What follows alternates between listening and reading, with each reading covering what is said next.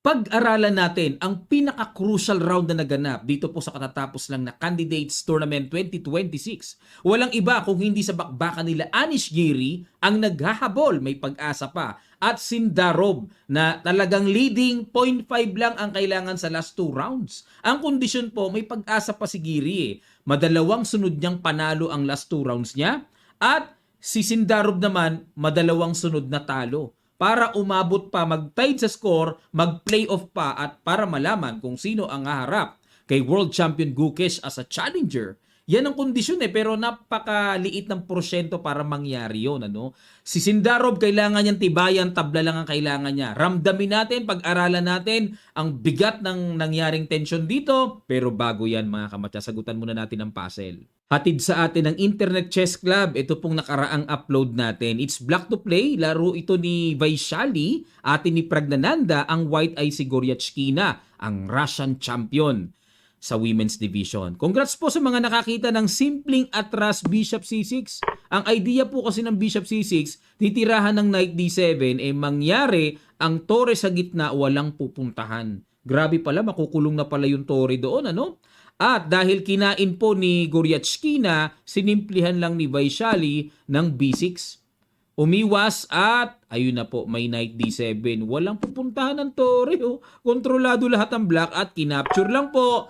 Nanalo si Vaishali. Napakaganda po ng execution. Ano? Nakuha kagad ng Internet Chess Club yun. Ano? Talagang bagong luto. Umuusok ang mga puzzles dito. Kung wala pa po kayong Internet Chess Club application, downloadable sa Play Store and App Store. At ang link, makikita nyo lang din po sa description below ng video na ito. Gawa na po kayo. Free lang ang paggawa ng account dito. Ay nako, mananawa kayo. The best sa mga puzzles dito. Bagong luto lahat. Galing sa mga tournament na maiinit pa.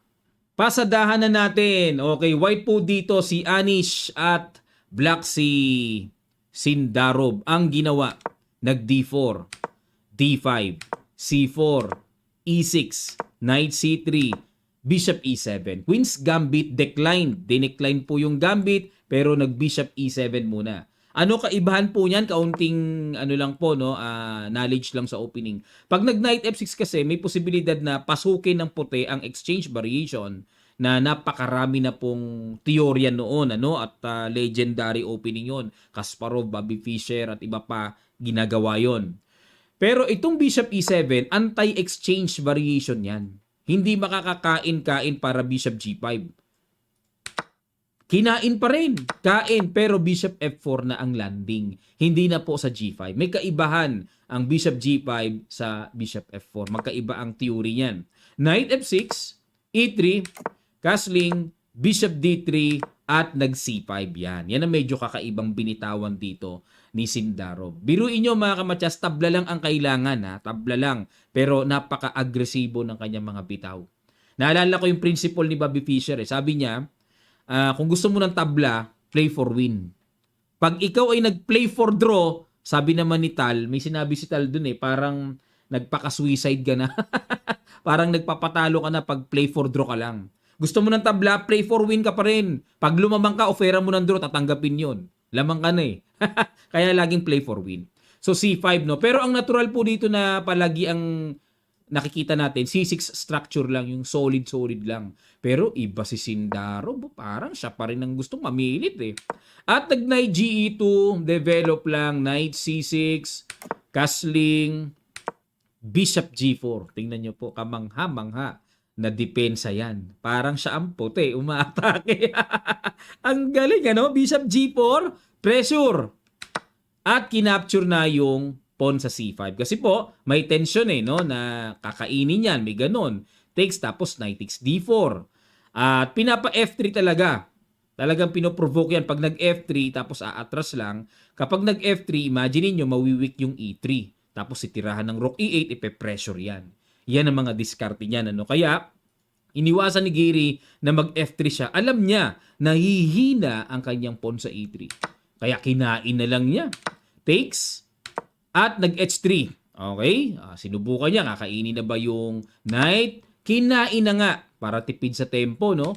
Takes at nag-D4. Ayun na. Bakit po ito ang ginawa ni Sindarov? Kasi nga, tabla lang ang kailangan niya mga kamatyas. Hindi naman niya kailangan talaga ng hanggang dulo paramdam lang na parang aggressive siya pero nandun pa rin talaga ang strategy na simplified pieces, exchange para mas komportable, mas maginhawang itabla. Ikaw ba naman, i-exchange ang mga pyesa, di mauubos ang puwersa ng kalaban mong pampilit.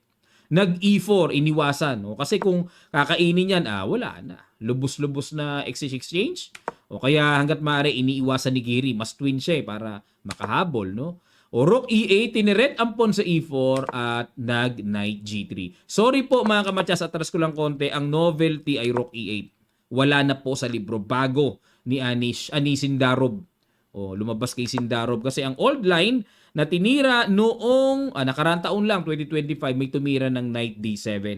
Ayun para kontrolin ang E5 square. Okay? Balik tayo sa Rook E8. Knight G3, ayun, sinapatan ang depensa at nag-Knight D7. Halos kamukha lang din ng old line para ilalagay po yung Knight sa E5. Imagine niyo, malakas ang Knight pag nasa gitna na. Okay? Nag-A3, ang idea, mag-B4 para maka-atake sa bishop. Knight E5 na, okay, threat ang bishop. Kinapture na, okay, takes para maka-F4. Ayun, okay, kasi yun ang basa ko dyan Kaya kinain ginive up yung bishop pair kasi may F4 na. Yan ang natatanaw dito ni Giri na meron siyang potential na maka-atake sa pamamagitan ng kanyang pawns. Pwedeng mag-E5, Knight E4, E5, Rook A, E1, F5, yun ang mga natatanaw ko ditong pang-atake na gagawin ni Giri. At nag-Queen B6, okay, tineret ang pawn sa B2. Ini-5 lang, okay, sinet up pa ng trap ba yan? E5 para square clearance, ano yung kinilir? Yung E4 square para magamit po ng knight. Okay, so yan po yung isa sa paraan para mas mapalakas natin yung pwesto ng mga pyesa natin. Imagine natin saan na landing. So kung ang square ay barado pa, alisin mo yung nakatungtong doon. Square clearance ang tawag doon. Ayan pupunta yan dyan. Okay? At nag-Queen A6. Sabi ko nga po, tabla lang ang kailangan. Alisin ang mga pyesang nanggugulo. Queen A6. Pero bago natin i-explore yan, ituloy ang talagang nangyari, curious tayo. Baka mapatanong kayo, Coach, bakit hindi kinapture yung libreng pawn sa B2? Ano ba laman yan? May Knight E4. Aatakihin muna yung bishop. Pagpalagay natin, i-atras natin sa B6. May Rook FB1, long collides. Kulong kagad ang queen, saan pupunta? Saan ako nagkamali? Ayun, kinantahan ng kundiman. Ngayon, kung ganon, na may kulong pala, obligado na pala to. Obligado pala takbo, para depensahan. Tapos mag-Rook AB1, naku po. Queen C6, kakainin, kain, at Rook takes B7. Yan po ang laman. Na dito sa posisyon na to mga kamadyas, ay para sa akin medyo slightly better pa ang puti kasi yung tore nasa 7th rank na. Yung paspo naman ay nabablock ng queen. Okay, battery, mga ganon. Okay ang white dito. Balik tayo mga kamadyas. Kaya hindi yan kinapture ni Sindarov. Pinili niya yung Queen A6. Interesting para sa akin. At kinapture po ni Giri. Kumbaga nasa isip niya, okay, queen to queen, pero na-damage naman ang pawn structure mo. Kasi, syempre, double pawn, considered parang nagpa-one pawn down dito. In effect, si Sindarov. Yan, tingnan natin. At nag-Knight E4, tiniret ang bishop, bishop B6, at nag-Knight D6. Pinostihan muna ng knight doon para hindi po maagaw ng black yung importanteng C-file na po pwedeng pasukan ng atake. So, very vital din yung knight D6. At dito nag-Rook E6. Dito po mga kamatyas, isang lesson lang din na gusto kong ituro sa inyo. Baka nasa isip nyo, Coach, ba't ayaw i-check? Check yan Check nga, pero pag iwas, anong kasunod? Lahat po ng check na walang kasunod, check lamok ang tawag dyan. Pag check lamok, wag mo na ituloy. Ibigay mo na lang ang time or tempo sa kapaki-pakinabang. Pag check, wala naman palang kasunod Ba't mo bibitawan yung check? I-reserva mo muna. Para pagkabuelo ng check, ma-timing na tuloy-tuloy. Yung talagang may sense, may purpose. Kaya nire-reserva muna, nag-Rook E6 muna si Sindarov at nag-Knight C4. Ano plano ng Knight C4? Mag-F5, aatakihin ng tore. F6, pero ayaw nang patagalin ni Sindaro. Gusto niyang palambutin kagad ang pawn sa E5. Nag-Rook A D1. So, simple lang po ang plano ng Rook A D1. Knight takes bishop and Rook takes pawn. Yan ang nababasa natin, yan ang nakikita natin. Pero may tanong tayo mga kamatsas at baka tanong nyo din, Coach, ba't ayaw mag-F5 para atakihin ang tore? Mag-Rook C6 lang kasi. Ito pa isang matindi. O Rook C6 or D3 check. Timing na pala yon. Kainin ito, Rook takes na hanging ang pawn sa B2. O tabla-tabla pa rin pala. O Rook A D1, tapos Rook D8, tapos E takes F6, and Rook takes F6, tapos Rook D2 and King F7. Pero tabla pa rin ito sa gantong Rook and Pawn ending. So wais po no yung pagka-queen to queen na diskarte no. Bagamat may double pawn pero pag napunta sa Rook and Pawn ending, napakahirap ng gapangin ito kung pipilitin ng puti. O tabla nga lang ang kailangan di ba? Okay, F6, balik tayo, Rook A D1 ang ginawa po, kinapture na, and then pawn takes. O, ayan. O, dahil sa pagka F6 na yun, napakaganda, kain-kain, hindi na buo yung pawn. Kahit pa paano, weak na rin yan, kasi dinidepensahan lang naman ng knight At nag-Rook D8, okay, dinoble-doble ang depensa ng pawn para anytime kainin, depensado ang pass pawn. At nag-Rook F4. Hinahabol talaga ni Giri na pabagsakin ang pawn sa D4. At nag-D3. Check na. King F1. So, hindi mo na kinain yun. Kasi pag kinain po, Rook takes, wala na Very easy for black to draw, no? At nag-Bishop C7. Ayun, tiniret naman ang pawn E5. Nag-Rook E4, dinipensahan. At nag-Rook D5. Niyakap na ng niyakap yung pawn sa E5 para mapabagsak. At nag-King F2. Ito po nakikita natin yan, lalapit yung king at para kuhanin naman ang pawn sa D3. Kinapture ang pawn sa E5, pinabagsak na. Kinain ng tore, kain, and Rook takes D3. Ayan. So dito, okay, equal number of pawns na. Pero isang malaking factor pa rin, double pawn. Double pawn, no? Kaya meron pa rin, kung i-assess natin to, ang mas may pilit dito, kung mapipilit, no? Ang puti. Kasi mas worse ang pawn structure ng black Pero mahirap i-judge na talagang totally talo ang dyan, ang black.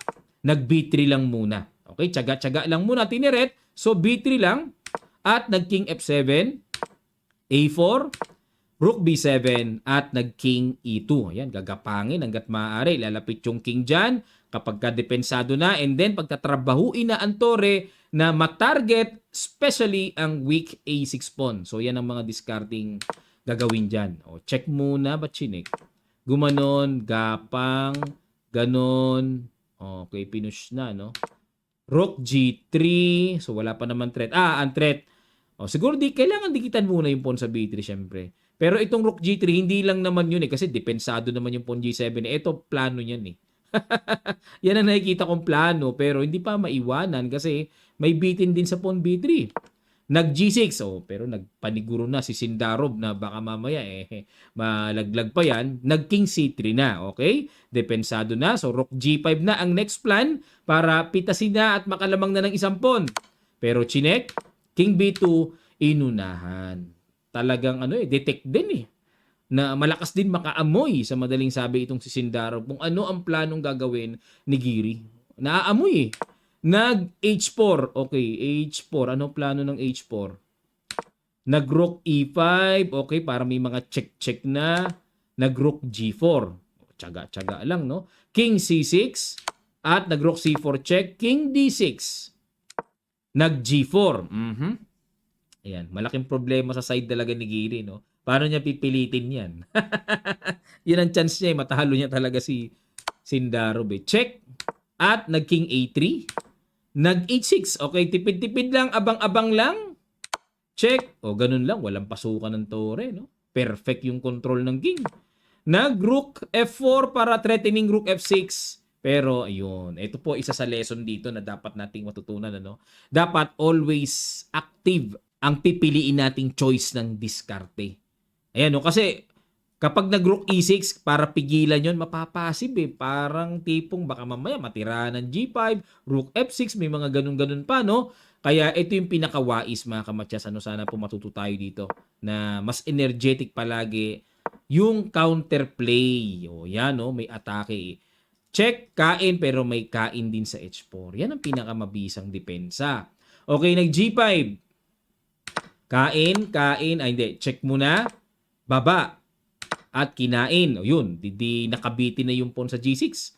So dito masasabing ba parang nakaisa dito si nakaisa dito si Giri O pero rook behind pass pawn. Kain and A6 lang. So yung king dito ni Giri hindi makababa. Maganda sana to kung yung king makakalapit doon mga kamatsas. Kumbaga maaari makagapang madala doon, may pilit. Pero dito kasi paano ma-activate yung king gwardyado. Gumanon. So ang idea, only move ay ipagtutulak ang pass pawn. Pero ayun may sapat na room ang black king para magtempo-tempo lang, pabalik-balik lang. Check, angat, ganon. Ayun ganon lang. Nag-rook A6, pag kinain nga naman yung pawn, kain, kuha tore, yun nga lang may dikit. Balik uli doon, ganon. Bumalik uli doon, ganon. Pumunta uli doon, ganon. Ayun. At dito po, nagtabla na as threefold repetition. Mga kamatsas, konting lesson lang po sa rook and pawn ending. Baka mapatanong kayo, Coach, ba't hindi ipilit yung punta doon? Bababa lang ba't ayaw pong itulak? Gaganon lang ganun lang. Hindi makaalis ang tore. Pag umalis ang tore, tagpasampon. Paano kung itulak? Yan na lang. Halimbawa, itulak, magpilit. Chichikin Gaganon di kakainin. Diba? Baka malagay pa sa alanganin ng dyan. Pero equal pa rin ito mga kamatsas. Sugswang ang tore. Wala. Walang sapat na pupuntahan. Alam nga namang ang tore nandyan lang. Di naman makakagalaw. Kung ako puti dito, iaalpas ko na yan. Ayun. So, tabla pa rin po mga kamatsas. Matagumpay na nakuha ni 19-year-old Javukir Sindarov ng Uzbekistan. At grabe po, ingrande ang salubong sa kanya ng mga taga-Uzbekistan. Ang sarap ng ganun, Biruin nyo, napakaraming world records na ng Uzbekistan chess team. 'Di ba? Nag-Olympiad champion na rin sila. Tapos, nag-World Cup champion naman si Sindarov. Ngayon naman, candidates champion. Ano pa ba ang hinaharap na gusto nilang kunin?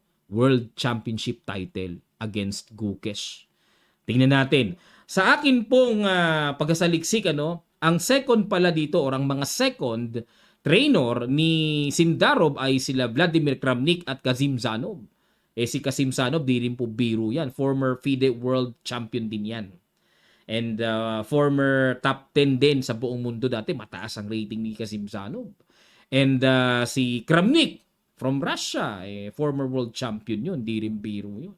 Mabigat po ang mga seconds ni Sindarov, hindi biro. At si Gukesh naman ay sa aking palagay, nandyan si Anand. At syempre, mga young stars, super GMs nila. Sila Nihal Sarin, tulong-tulong na yan, Yung mga Indian team ng mga bata, Erigaisi, Pragdananda, tulong-tulong na yan. Buhos puwersa para suportahan itong si Gukesh. Kaya sa palagay nyo mga kamatsas, ano kaya ang magiging resulta? Prediction nyo lang. Gukesh versus Sindarov.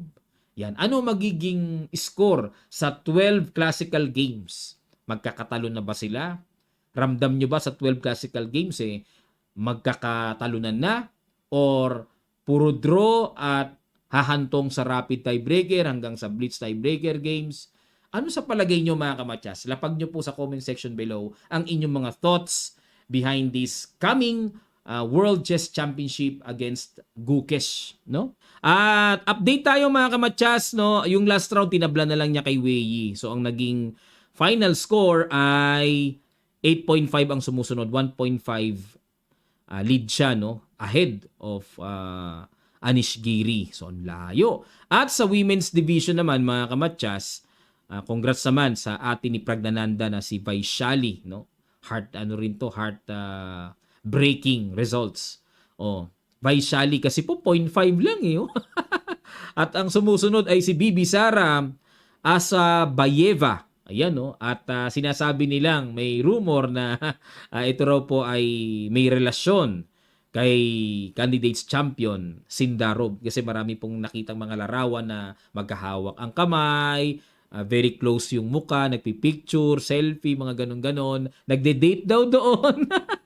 Ayon sa mga nakarating sa akin at nababasa ko rin sa mga social media, no? Grabe, ano.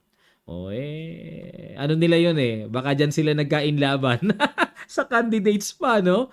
Pero not bad, Second place si Bibi Sara. At 0.5 lang. Grabe. Pag nagkasakit si Baishali, wag naman sana, no? Siya po ang next in line na lalaban naman kay World Women Champion Ju Wenjun ng China. Napakatagal na pong hawak ni Ju Wenjun ang corona sa women's division naman. So sino ba ang magpapabagsak? Nakaraan, kapwa niya Chinese pero wala, hindi pa rin umubre. Pero ito, maganda laban ano kasi magkaibang federation.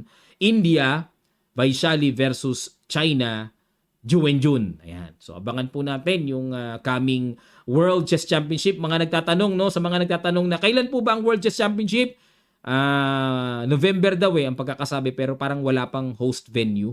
So abangan natin mga kamatyas. Darating din ang impormasyon na yan sa mga nagtatanong. Maraming salamat po sa mga sumubaybay sa pagbaybay natin dito sa candidates, no. Salamat po sa inyong mga suporta, pag-likes at panonood. At abang pa tayo sa mga kapanapanabik na mga malakasang tournaments. Nandito lang po ang inyong lingkod, Coach I am Roderick Nava aka Kamatyas para maglingkod po sa inyo. Salamat po at magkita-kita pa tayo sa mga susunod pang chess updates, God willing.